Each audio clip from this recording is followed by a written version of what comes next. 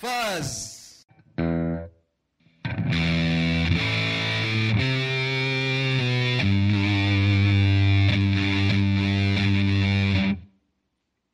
A fuzz pedal is not something that you would always want in as your main sound generally. For me, anyway. But it has its... Maganda yung character niya eh.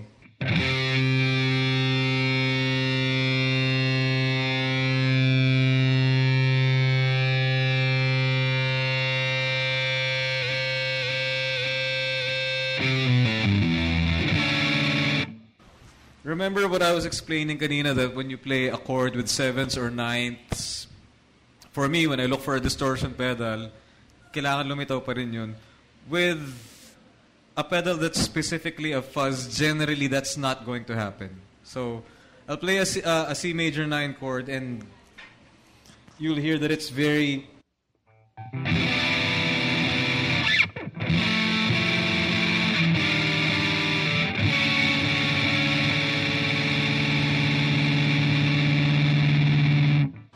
Eventually, you know, with the first strike, you hear the chord, and then pag nag-sustain, wala na.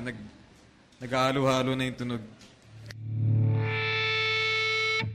However, please remember that on some of Jimi Hendrix's classic recordings, he actually used a fuzz. He used a fuzz phase. And some of the patented violin tones that Eric Johnson has, listen closely, some of them are actually fuzz. Generally, a fuzz for me, it works better if you're doing single notes as opposed to doing chord.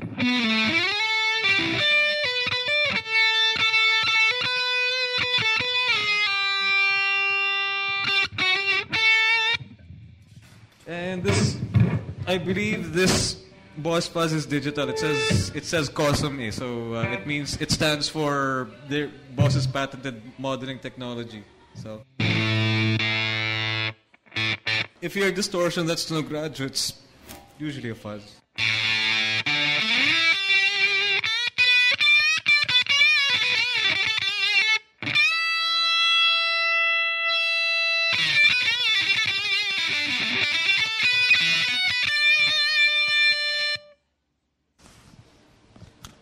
And you may be wondering, ang taras, ang pakatunog, ang nipis, whatever. Live, it might not work.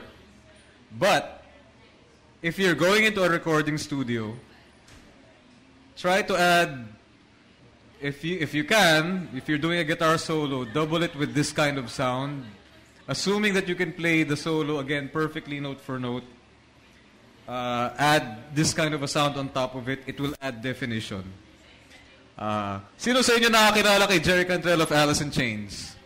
Anyway, one of Jerry Cantrell's tricks to make the guitar sound big, he records the guitar part 3 times in 3 different frequencies.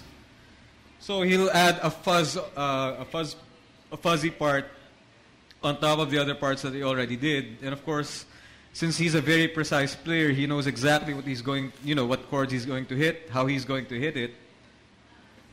He ends up with a sound, that covers a lot of frequencies. So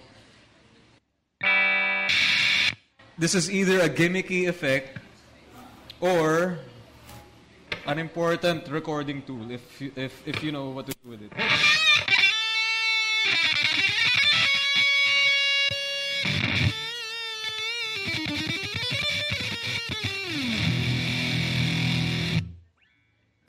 And by the way, this thing sounds great with a bass guitar. If you want yung tunog ng 9-inch nails on some of their recordings, this is what they do. Okay, classic Big Muff.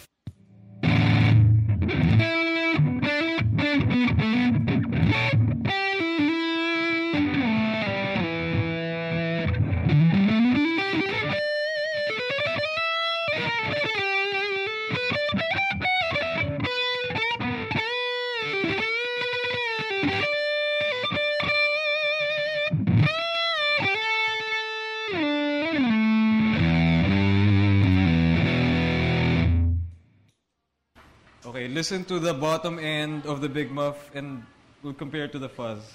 Ito yung fuzz.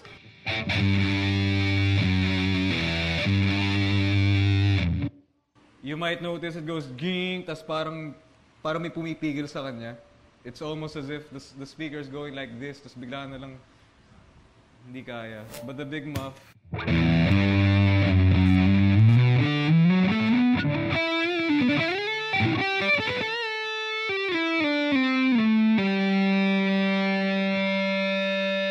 and again, it depends on what sound you're after. There's bands like Dinosaur Jr. that most of this yung distortion ni J Mascis is actually fuzz.